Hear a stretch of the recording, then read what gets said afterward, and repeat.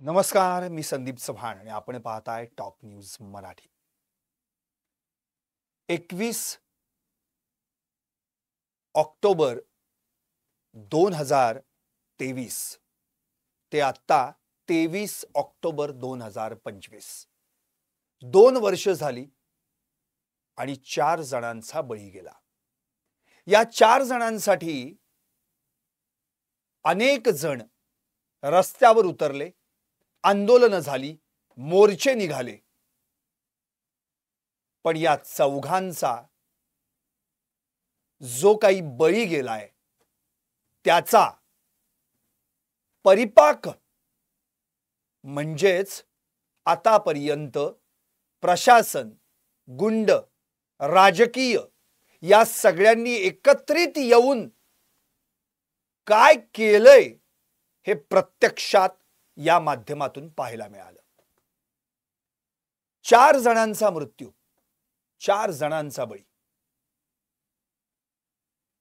2 जणांचा गुंडांकडून बळी आणि 2 जणांचा प्रशासनाकडून बळी. 21 ऑक्टोबर 2023 महादेव मुंडे यांची निर्घृण हत्या. 9 डिसेंबर 2024 मस्साजोगचे सरपंच संतोष देशमुख यांची निर्घृण हत्या. नंतर 15 डिसेंबर 2024 सोमनाथ सूर्यवंशी याचा न्यायालयीन कोठडीत मृत्यू. आणि आता 23 ऑक्टोबर 2025 फलटणच्या महिला डॉक्टरनं स्वतःचं जीवन संपवलं. याच्या 2 बळी गुंडांकडून गेले आणि 2 जणांचा प्रशासनानं बळी घेतला. महादेव मुंडेंच्या निर्घृण हत्येला 2 वर्ष पूर्ण झाली, पण आरोपी कोण अजूनही निष्पन्न नाहीत. संतोष देशमुख यांच्या हत्येला 11 महिने पूर्ण झाले, पण खटला सुरू होऊन 17 सुनावण्या पार पडल्या, अजूनही आरोप निश्चिती नाही. सोमनाथ सूर्यवंशी याचा न्यायालयीन कोठडीत मृत्यू झाला, त्यालाही 11 महिने झाले, पण अजूनही या प्रकरणामध्ये नेमकं सोमनाथ सूर्यवंशी याला कोठडीत कुणी मारलं याचं उत्तर सापडलेलं नाही. आणि आता फलटणच्या उपजिल्हा रुग्णालयातील डॉक्टर महिलेनं आपलं स्वतःचं जीवन संपवलं, पण तिला का आपलं जीवन संपवावं लागलं याचं उत्तर 8 दिवस झाले अजूनही कुणाला देता आलेलं नाही. कुणाचा पती गेला, कुणाचा बाप गेला, कुणाचा मुलगा गेला, तर कुणाची मुलगी गेली. संपूर्ण महाराष्ट्र या चौघांचा मृत्यू झाल्यानंतर हळहळला. कॅन्डल मार्च असतील, मोर्चे असतील, आंदोलन असतील, मग नातेवाईक, कुटुंबीय, सर्वसामान्य सगळेच जण रस्त्यावर उतरले. पण या संपूर्ण 4ही मृत्यूंचं न्यायापर्यंत पोहोचण्याचं काम अजूनही पूर्ण झालेलं नाही. खरं तर या सगळ्या प्रकरणामध्ये नुकतंच घडलेलं 23 ऑक्टोबर 2025 फलटणच्या उपजिल्हा रुग्णालयातील महिला डॉक्टरचं प्रकरण. या प्रकरणात तिनं आपल्या हातावर नोट लिहिली, त्या 2 जणांची नावं लिहिली, गोपाळ बदने आणि प्रशांत बनकर. या दोघांना अटकही झाली, त्यांना वाढीव पोलीस कोठडी देखील देण्यात आली. आता तर त्या बदनेकडून 3 पेन ड्राईव्ह जप्त करण्यात आलेत, मोबाईल तर जप्त झालेलाच आहे, आणि त्या प्रशांत बनकरचा लॅपटॉप देखील जप्त करण्यात आला. पण परवा गोपाळ बदने याला वाढीव पीसी मिळू नये यासाठी त्याच्या वकिलानं केलेला युक्तिवाद असा होता की मुळातच 6:45 ला जेव्हा त्या फलटणच्या महिला डॉक्टरचा मृतदेह हॉटेलमधून पोलिसांनी त्या ठिकाणी पंचनाम्यानंतर ताब्यात घेतला, ते पोस्टमार्टमला नेईपर्यंतच्या दरम्यान तिच्या हातावर लिहिण्यात आलेलं आहे.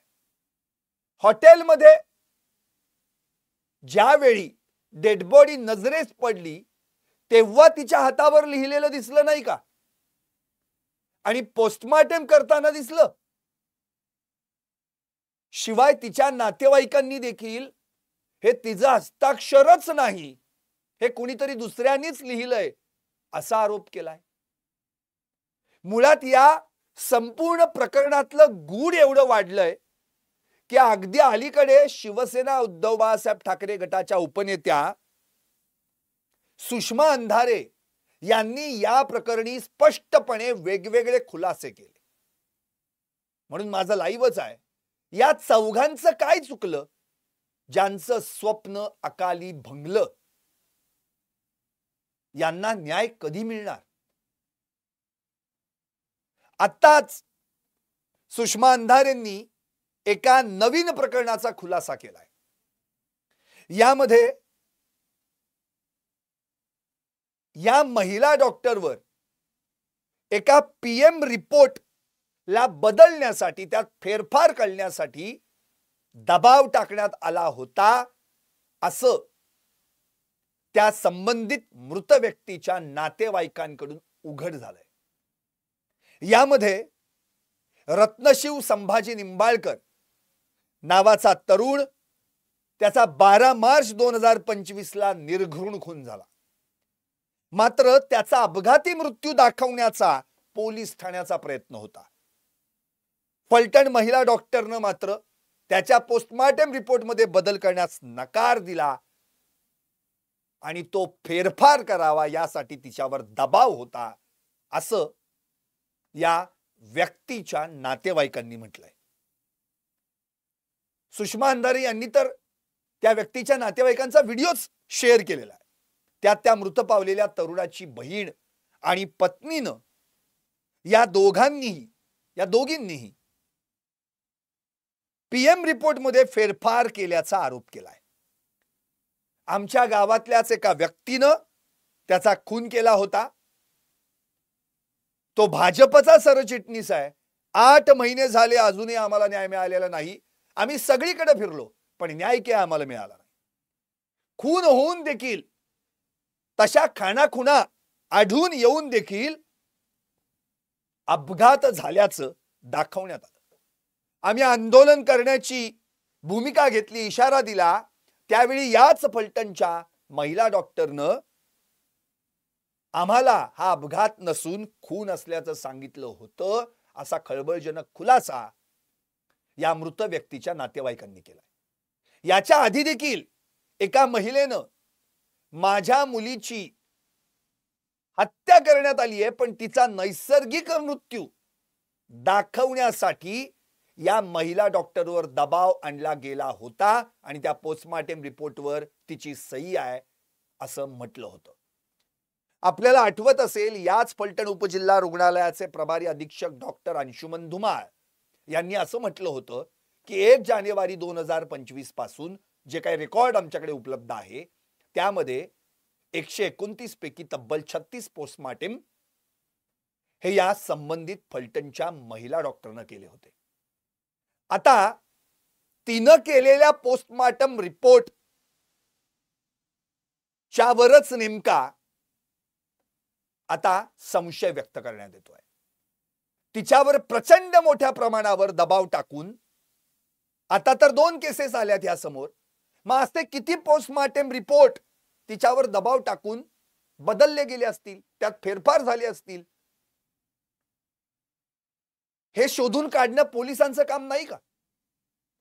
मुळातच या संपूर्ण प्रकरणामध्ये अनेक सवाल उपस्थित होत आहेत. परवाच हॉटेल मधुदीपचे मालक रणजित सिंह दिलीप सिंह भोसले या दोघांनी, म्हणजे बाप लेकांनी पत्रकार परिषद घेतली, त्यामध्ये 30 सेकंदांचा त्या फलटणच्या महिला डॉक्टरचा हॉटेलमध्ये चेक इन करतानाचा सीसीटीव्ही फुटेज त्यांनी व्हायरल केलं, सगळ्या पत्रकारांना दाखवलं. सुषमा अंधारेंनी यावर प्रश्न विचारलाय की जर 17 तासांचा डीव्हीआर पोलिसांनी जप्त केलाय तर आज त्यातलाच पार्ट सीसीटीव्ही फुटेज, तिची एंट्री जेव्हा होती हॉटेलमध्ये, तो व्हायरल कसा काय झाला, तो व्हायरल यांनी कसा काय केला. आता त्यावर डीवायएसपी विशाल खांबे यांनी उत्तर दिलंय की मृतदेह डेड बॉडी सापडल्यापासून पोस्टमार्टम होईपर्यंत किंवा तो जो काही डीव्हीआर जप्त करेपर्यंतचा जो कालावधी होता त्या कालावधीमध्ये किंवा तो जप्त करण्यापूर्वीच्या कालावधीमध्ये जे काही फुटेज त्यांच्याकडे उपलब्ध होतं त्यातलं ते सीसीटीव्ही फुटेज आहे. पण प्रश्न हे उरतायत की असे कितीतरी प्रश्न दुर्लक्षित आहेत, उत्तरच नाहीयेत.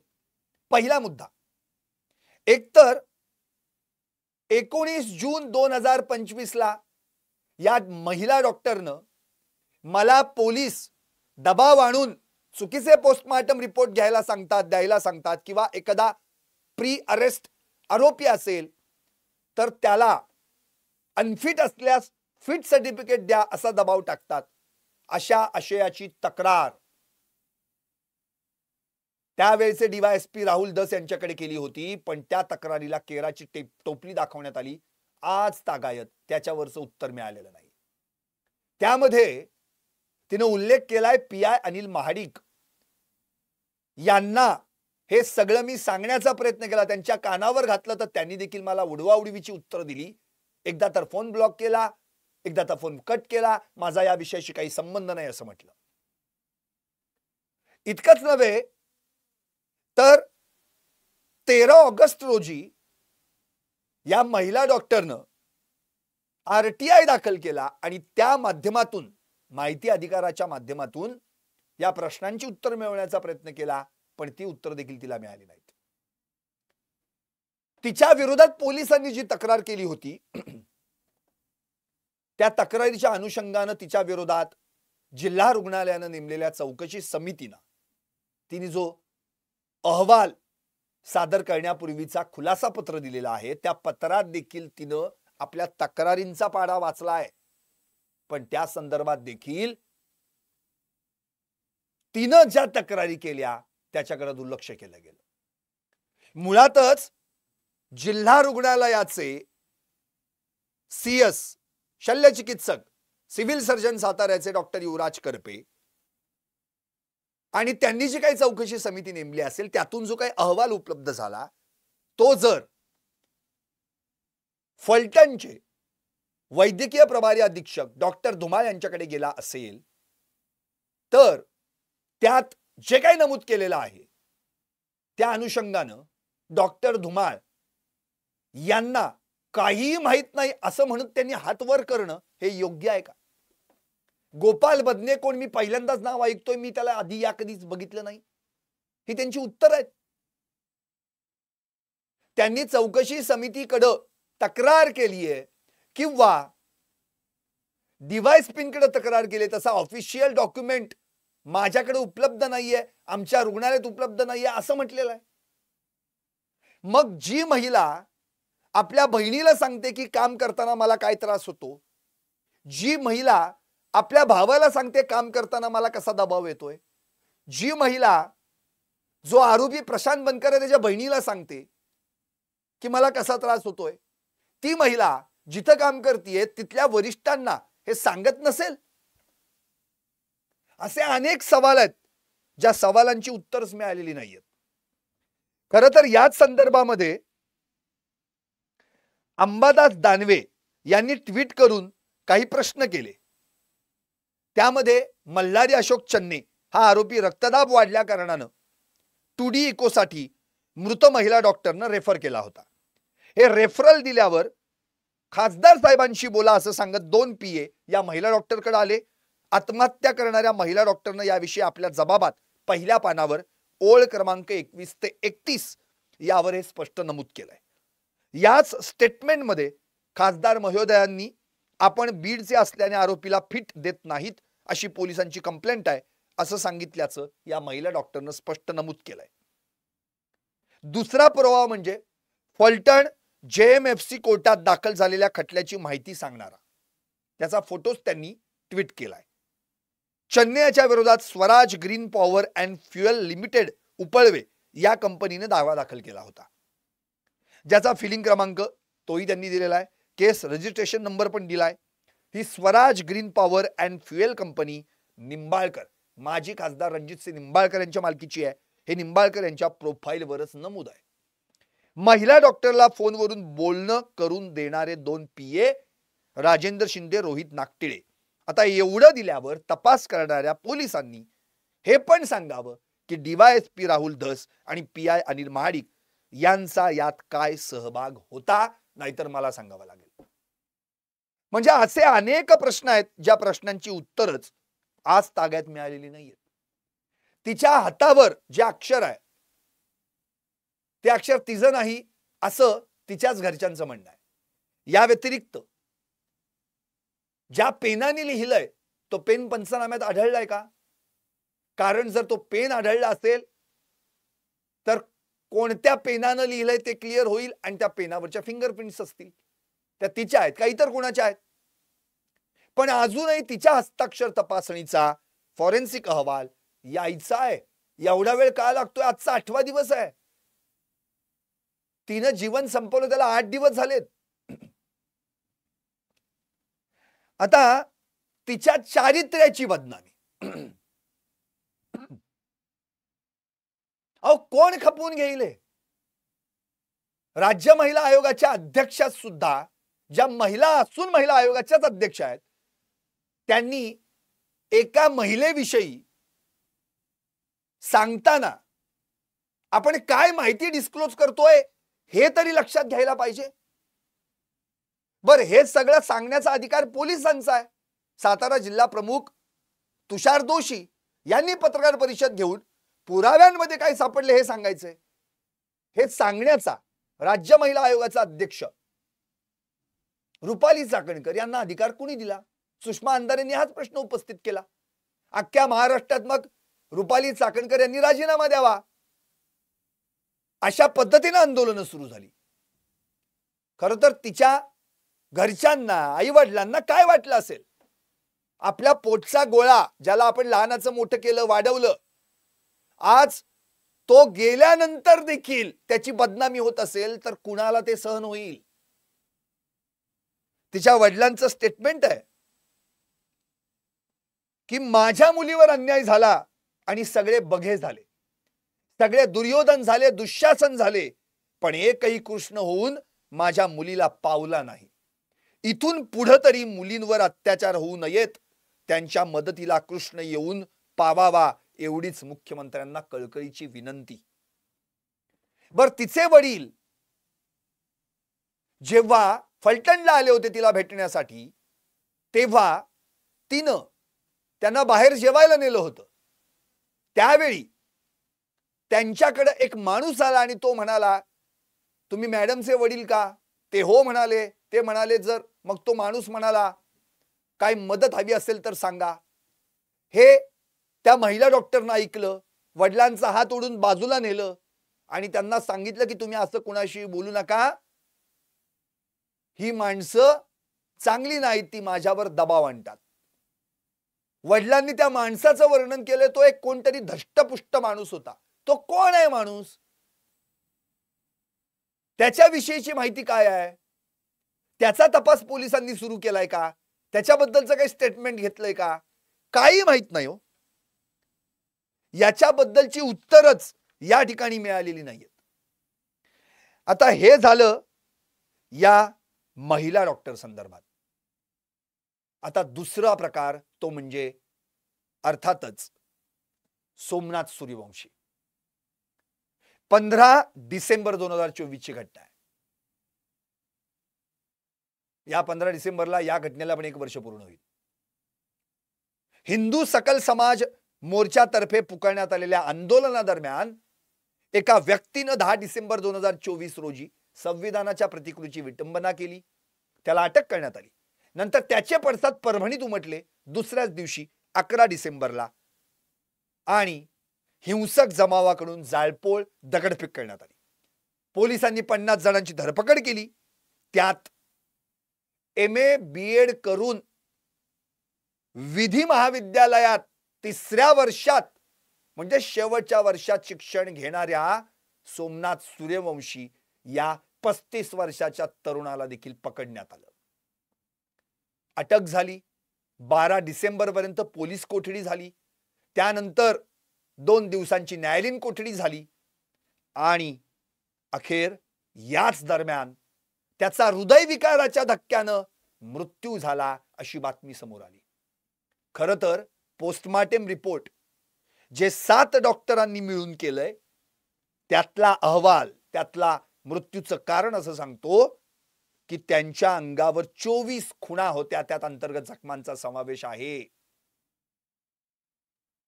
आणि विधिमंडळात मुख्यमंत्र्यांकडून सांगितलं गेलं की त्याला आणखी काही श्वसनाचा विकार होता, त्रास होता, हृदयविकाराच्या धक्क्यानं निधन झालं. खरं तर पोलीस या संपूर्ण प्रकरणात जबाबदार आहेत अशी जेव्हा चर्चा महाराष्ट्रात सुरू झाली त्यानंतर विधिमंडळात देखील हे प्रकरण वाजलं, गाजलं, पण तरी देखील गुन्हा काही दाखल झाला नाही. शेवटी वंचितचे अध्यक्ष बाळासाहेब आंबेडकर या सूर्यवंशी कुटुंबियांच्या मदतीसाठी धावून गेले. आणि आपल्याला आठवत असेल मुंबई उच्च न्यायालयाच्या औरंगाबाद खंडपीठात या ठिकाणी याचिका दाखल करण्यात आली. उच्च न्यायालयानं स्पष्टपणे आदेश दिला की गुन्हा दाखल करा. पण तिकडं सरकारनं पोलिसांची तळी उचलली आणि सर्वोच्च न्यायालयात या संदर्भात दाद मागितली. मग मात्र बाळासाहेब आंबेडकरांनी काळा कोट परिधान करून आपली वकिली काय असते हे दाखवून दिली. सर्वोच्च न्यायालयात गेले, हे विषय तिथं लावून धरलं, लढाई जिंकली तिथली आणि सर्वोच्च न्यायालयाने देखील उच्च न्यायालयाचा दिलेला आदेश कायम ठेवत गुन्हा दाखल करण्याचा आदेश दिला.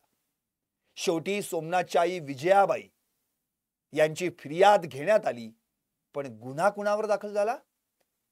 अज्ञात व्यक्तीवर, अननोन. अरे काय आहे? मग सोमनाथचा मृत्यू न्यायालयीन कोठडीत झालाय, मग कोठडीत कुणी कुणाला मारलं? अज्ञातानं मारलं. म्हणजे कुणी मारलं? अहो, पोलीस कोठडीत किंवा न्यायालयीन कोठडीत 2च व्यक्ती असू शकतील. एकतर ज्याला तुम्ही पोलीस किंवा न्यायालयीन कोठडीत नेलंय तो, आणि दुसरा म्हणजे पोलीस. ती काय भाजी मंडी आहे? नाही, भाजी मंडीत आल्यामुळे आलो जरा फिरून, मग पोलीस स्टेशनला आले, एखादी अज्ञात व्यक्ती तिथं गेला, भेटला, मारला आणि बाहेर गेला. अहो, पोलीस स्टेशन आणि कोर्टाची पायरी चढायला सर्वसामान्य माणूस किती घाबरतो हे आपल्याला एकमेकांना सगळ्यांना माहिती आहे, सांगायची गरज नाही.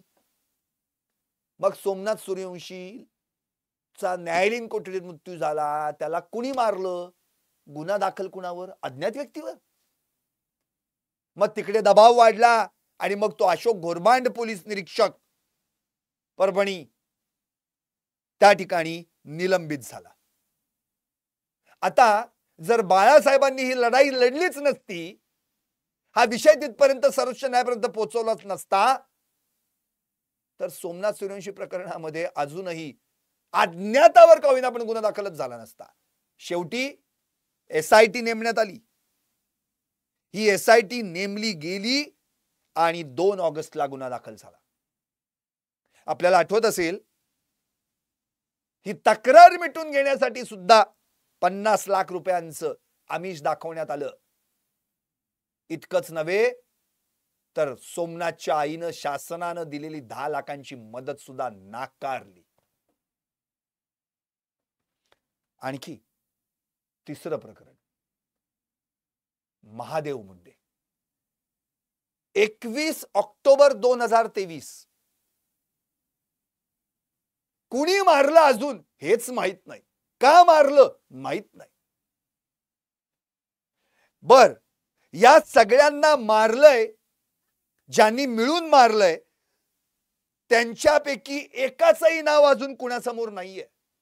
बर, या सगळ्यांनी मारल्यानंतर ते कोण आहेत याची उत्तरं 7 तपासी अधिकारी बदलले गेले. काही जणांची बदली झाली, काही जणांची बढती मिळाली, पण एकाला सुद्धा एकाही आरोपीचं नाव सांगण्यात आलेलं नाही. अखेर महादेव मुंडेंच्या पत्नी ज्ञानेश्वरी मुंडे यांना रस्त्यावर उतरावं लागलं, रास्ता रोको करावा लागला, कोर्टाची पायरी चढावी लागली, पोलीस स्टेशनचे उंबरे झिजवावे लागले. वेळ प्रसंगी विष प्राशन करून स्वतःचं जीवन संपवण्याचा प्रयत्न करावा लागला. त्यानंतर मुख्यमंत्र्यांची भेट झाली, त्यात एसआयटी नेमण्यात आली आणि पंकज कुमावत यांच्यासारखे धाडसी अधिकारी एसआयटी प्रमुख बनले. आज त्यांची नेमणूक होऊन 2 महिने उलटले, अजूनही आरोपी कोण निष्पन्न नाहीत. तपास काहीच माहित नाही.